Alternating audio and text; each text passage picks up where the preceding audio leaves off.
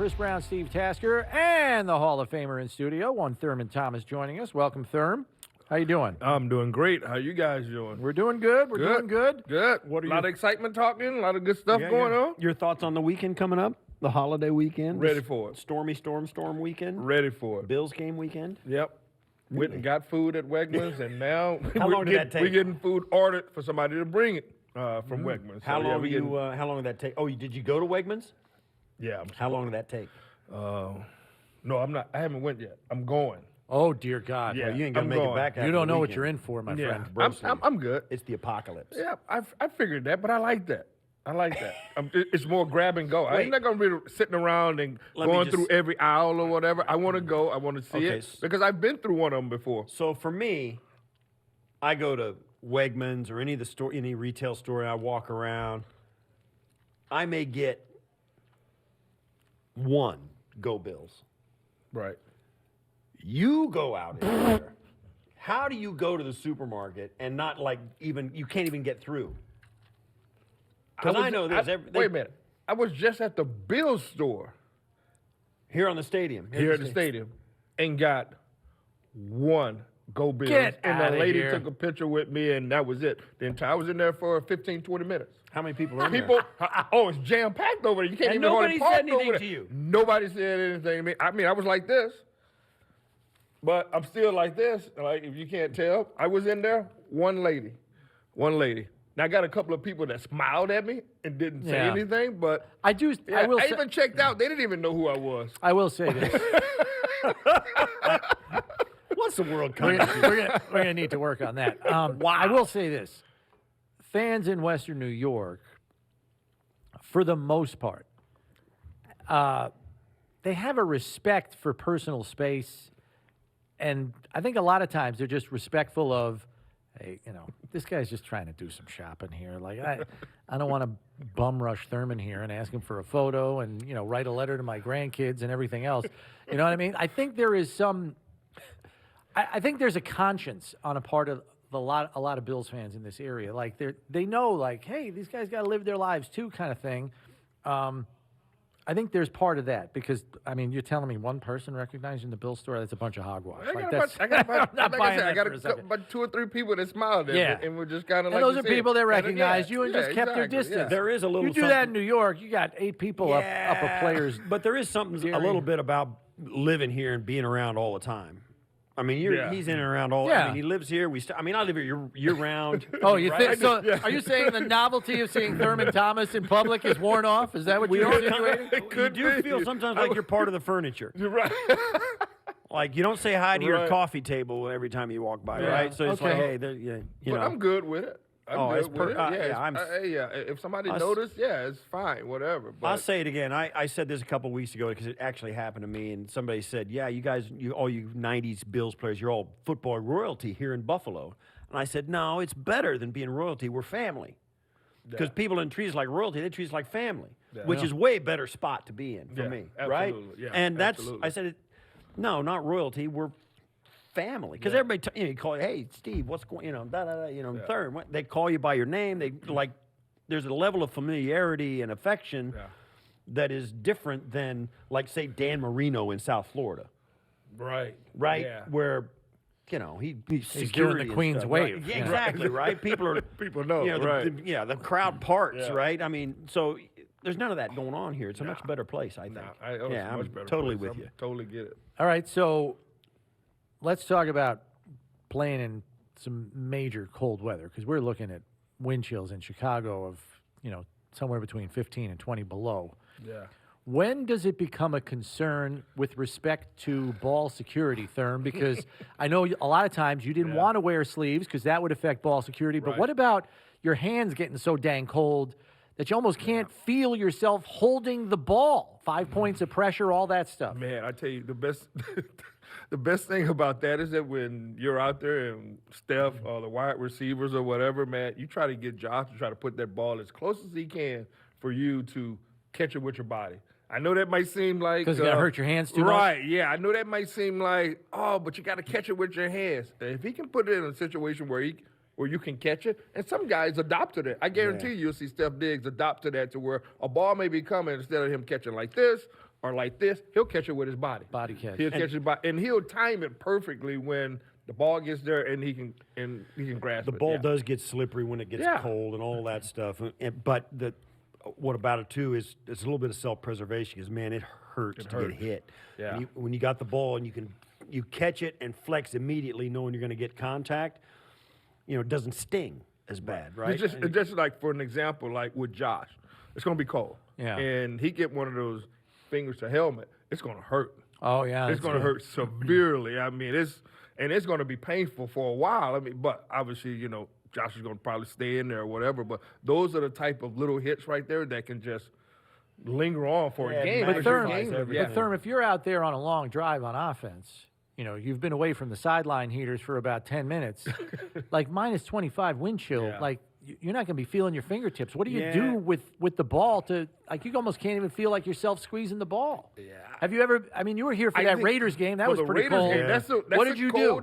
I really didn't do anything. It was okay. Yeah, Okay. it was okay. It was fine. Yeah, I mean, once you get still out there, had, you're like, okay. You still had like grip. Okay. On the football, Yeah, that's from my your question. glove. Yeah, That's my the question. grip from your glove. So it wasn't just like hanging loose or whatever. It's like slippery. It was where, like I would change gloves probably about 5 or 6 times a game just to keep that stickiness on the glove. Yeah, the technology helps a lot. The technology helps a lot to where the ball's gonna be cold. It might be slippery, but that grip that you have with your gloves is very important just to keep it closer to your body. Yeah, that's a key thing. And once you get out there, and when you're in a game and the concentration level goes way up, you're concentrating on playing, what's going on, how you're going to play. You don't really think that, my hands are cold, because everybody's got those pocket warmers and stuff like that, so you can kind of catch up to it I didn't between have those. plays. I never. Yeah, I don't right. know. They They just- have them Yeah.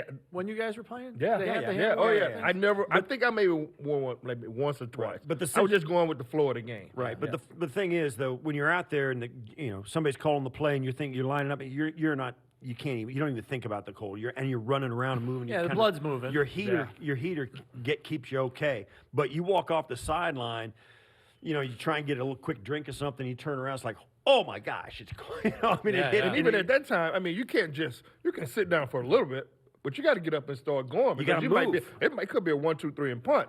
And my defense guys to sit down. Yeah, I might sit down a little bit, It's but really I got to hard. get up and get going because when they punt, you don't know if you're going to go right away or you're going to have extra time to sit It's back. really hard to stay loose and warm.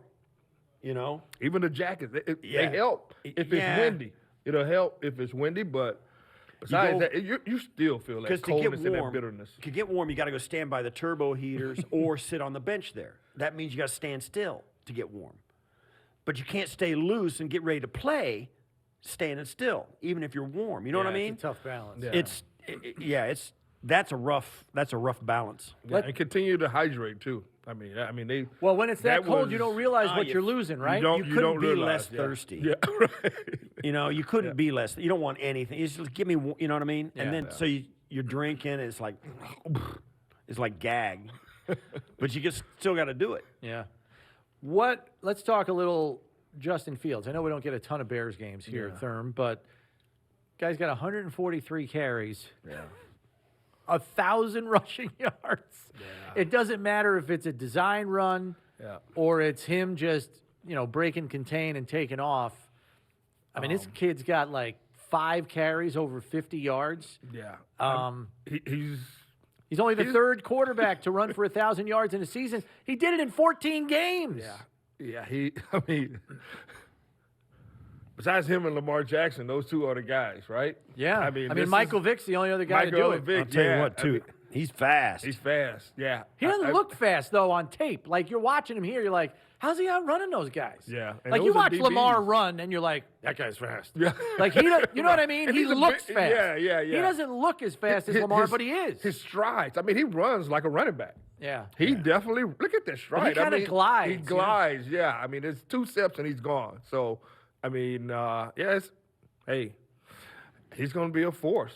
And then you think about, well, how is this offense going to keep going like this for the next 4 or 5 years while he's the quarterback? Or are they going to get some wide receivers? Or is he Well, going they're to have low- to develop? I think you have to develop. I think we can all say that with Lamar Jackson. He has developed into a better passer when he first came in the league until now.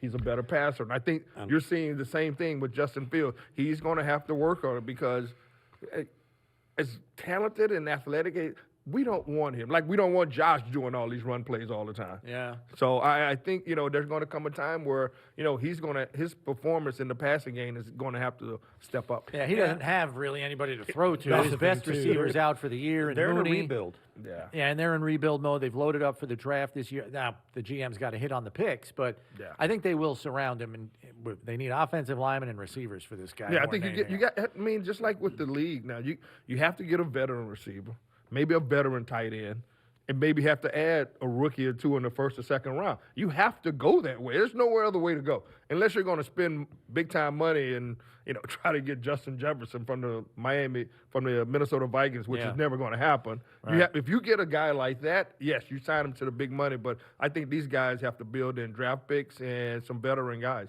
We talked about a little earlier in the show, and I kind of equated the Bears where they're at right now to the Bills in 2018. They got this young quarterback. He's trying to he doesn't have any weapons, and his offensive line's a mess.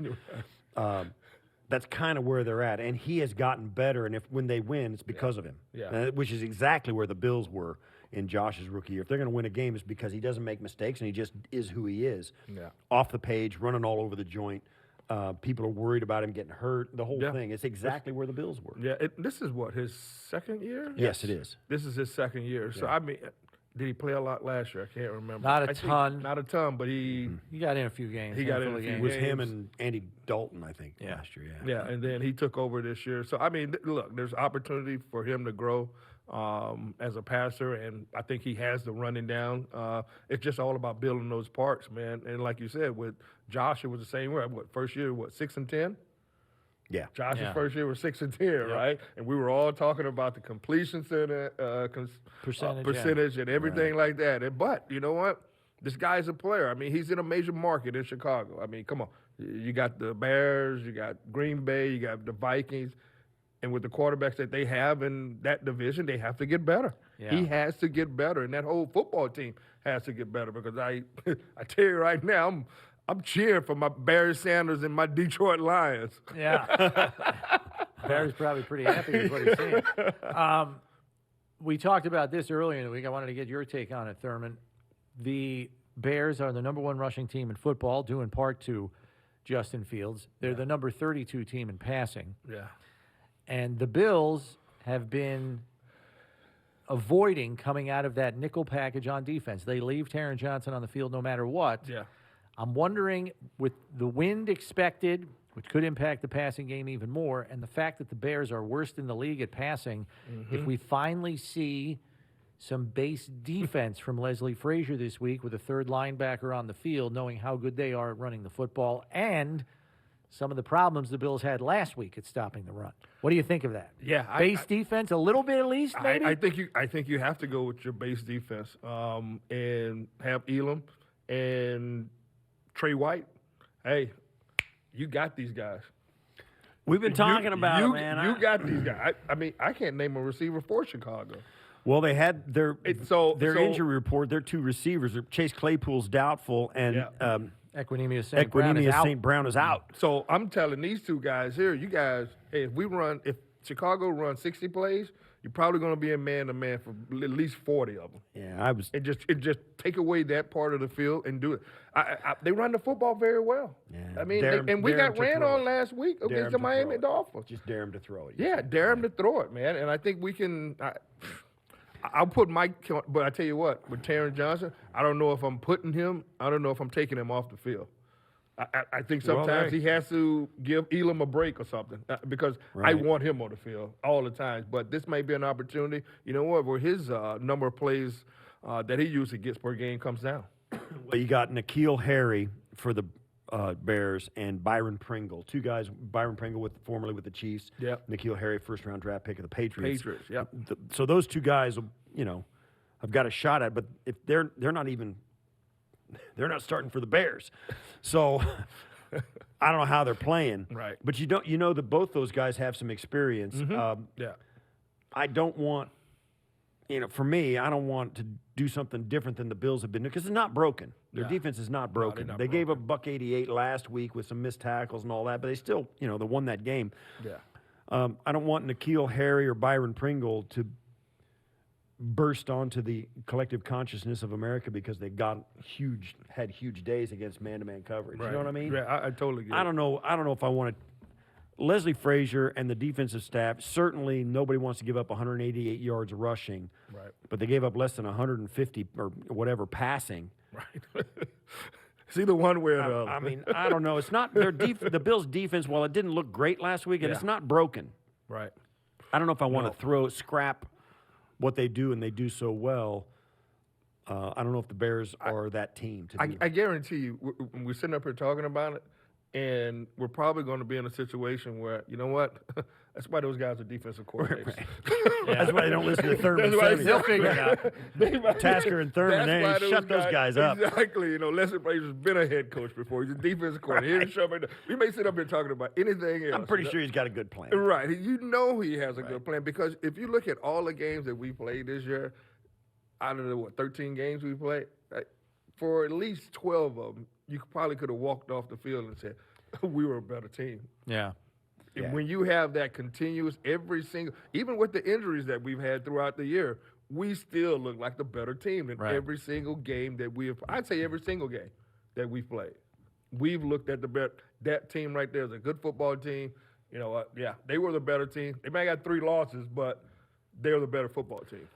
Right. Thurman, we know the Hall of Fame is, a bit of a brethren. It's a kind of a little fraternity of its own. Yeah. I would imagine it is even more so among Hall of Famers at the same position. We lost Franco Harris this week, a Hall of Fame running back, much like yourself. I know Earl Campbell was your guy growing up, but what do you remember about Franco as a player, as a little kid, and then maybe share any times that you and he had met face to face? Yeah, I mean, I remember Franco like I remember Earl Campbell. I remember people at Penn State, he wore 34. Right? He wore 34 at Penn State. And then obviously going to the Pittsburgh Steelers.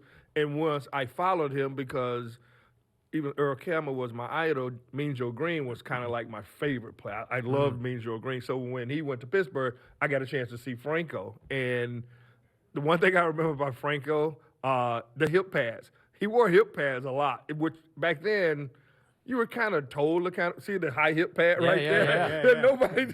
Nobody wore those, But he was the one that always wore those, and obviously, coming back and celebrating the 50th anniversary for the Immaculate Reception, but every time I go to the Hall of Fame, man, if you hear a lot of the guys talk about Franco, just a great, genuine guy that you love to talk to. I mean, he walked around with a smile on his face every single day, talked to everybody. I mean, he was so like soft spoken. They don't have a hype. He was like, I kind of be like that. Yeah, he was great. He was great, man. And he is like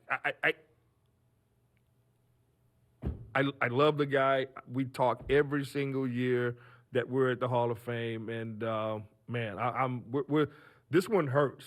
I mean, all of them do, but this guy here, man, you hear all his teammates and everybody talk about it, and they feel the same way. Well, Tony Dungy, who was a young player on those Steelers teams, Franco was like a veteran player that he looked up to, and not all veteran players back then were all that welcoming to rookies or bottom of the roster guys like Tony Dungy was, and Tony's like, Franco could not have been a better person to me, let alone a teammate.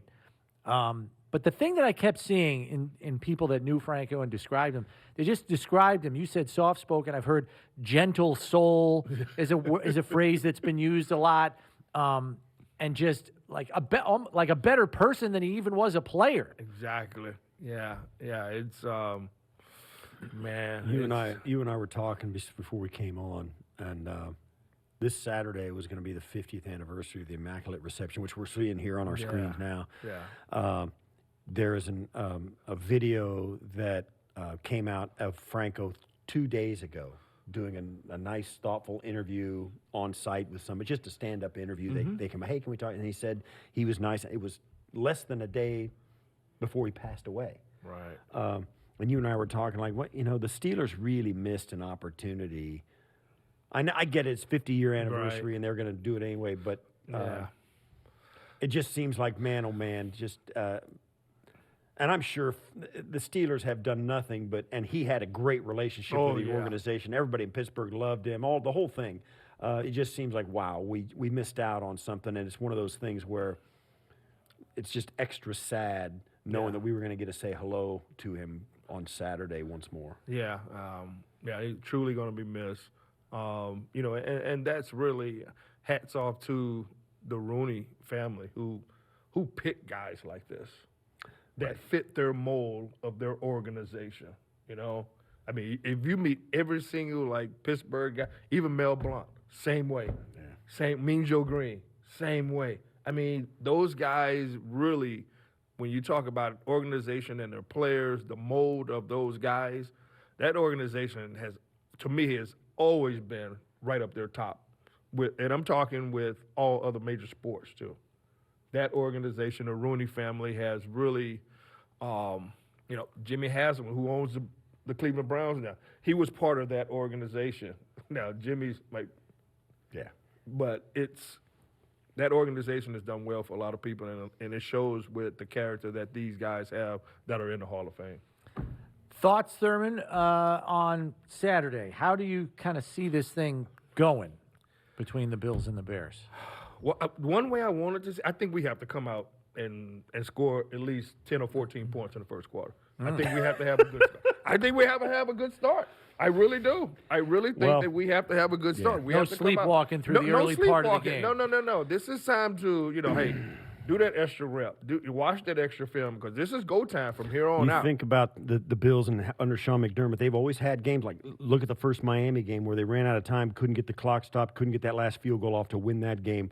The Minnesota game where they had 3 plays that were game stoppers, and they went catastrophically against the Bills by their own doing. Josh fumbles a quarterback sneak. The swipe off with Justin Jefferson where it almost intercepted it and end up helping him catch it. Right. All that stuff. So you have these games under Sean McDermott, the Hail Murray, the 13-second game, the 16-point lead at Houston at half, all that stuff, right? Man, Steve's pulling out the Rolodex. Pulling out the Rolodex. This is one of those games where if you want to be a championship caliber game, you punch these guys, and they're 3-13, 3-11 or whatever. 3-11. Punch them in the mouth and put them away. Yeah, that's why I said you got to get out. No, we're Super Bowl caliber. You're not, and here's why. Yeah, kind of thing. I think you should go in the locker room and tell those guys that. All those things yours. All those things just make them matter. Like, you know what, Tasker? Okay, I'm gonna get you. It has that'll endear me to the roster, won't it? But no, you're exactly right. They're 3-11. They're not going anywhere. They're 2-3 years away from being where we are right now. It's not going to happen, and that's why I say it has to come out. Whether you want to play the base defense for the first time, go right ahead. But whatever it is that they decide to do, they need to stick with that plan and bust them right in the mouth from first play to the last play. All right. We did get the injury report from the Bills. It is out for this game. As we mentioned earlier, Mitch Morse and Boogie Basham out for this game. Morse still in the concussion protocol. So that means it'll be either Ryan Bates or Greg Van Roten at center. The good news is Bates is back from his ankle injury, so he's back in the lineup. Questionable, Ed Oliver and Jordan Phillips. Oliver popped up on the injury report yesterday with a calf injury. He was limited yesterday because I believe the injury took place in practice yesterday. He did not practice today and is questionable for Saturday. Jordan Phillips, trying to come back from his shoulder injury that's kept him out the last 2 games, is questionable also. Everybody else, good to go. So Ed Oliver's still a big piece of that, though. So Jordan Poyer's a go. He was kind of a question mark earlier in the week. He's good to go, among others, including Ryan Bates. So he's back in the lineup. We'll have to see. Yeah. I don't know. I mean, so now it really kind of flips over. Like, the guys up front, you know what? If they run 3 plays, they're probably going to run it twice. So we got to bow up a little bit more, because they're not going. I mean, they're not going to drop back and throw it 40, 50 times. Right.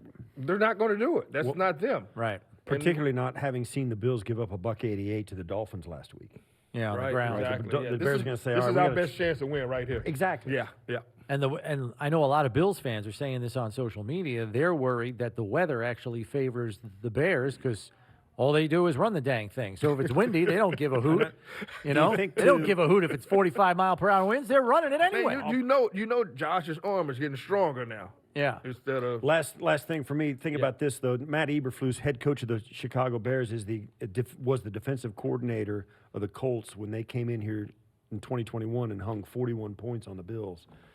Running the wasn't that football. game. That's the last time the Jonathan Bills. Taylor, yeah. That's the last time the Bills really got beat bad by a team. He'll have some game plan notes Yeah. from that game, no question about it. Yeah. So it'll be interesting to see.